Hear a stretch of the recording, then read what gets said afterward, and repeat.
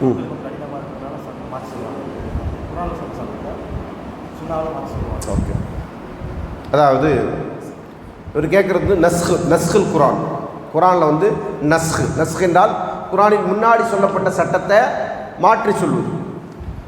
அந்த நஸ்குடைய வழிமுறைகளில் நஸ்குல் குரான் பில் குரான், எப்படி வந்து தஃசீருல் குரான் பில் குரான் சொன்னமோ அதே மாதிரி நஸ்குல் குரான் பில் குரான், குரானின் முந்திய சொல்ல வசனத்தை அல்லாஹ் தஆலா பிந்திய வசனத்தின் மூலமாக மாற்றுவான். சரிங்களா? அந்த மாதிரி நஸ்குல் குரானில் இருக்கா? இருக்குது. நஸ்குல் குரானி பி சுன்னா, சுன்னாவை கொண்டு குரானை நஸ்க் செய்யுது, அது உண்டா? உண்டு. சரிங்களா? குரானில் சொல்லப்பட்டிருக்கிற சட்டத்தை சுன்னாவின் மூலமாக அதை என்ன செய்யுது, அதை நடைமுறை இல்லாமல் ஆக்குறோம். அது மாதிரி உண்டு. சரிங்களா? உதாரணமாக வந்து வசியத் செய்யணும் அப்படின்றது இருக்குது. குரான் அல்லாஹ் தஆலா உங்களுக்கு யாராவது மரண நேரம் வந்து அவங்க என்ன செய்யட்டும், வசியத் செய்யுங்கன்னு சொல்கிறான்.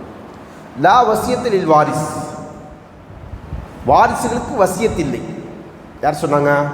ரசூலுல்லாஹ் சொன்னாங்க. வாரிசுகளுக்கு வசியத் கிடையாது.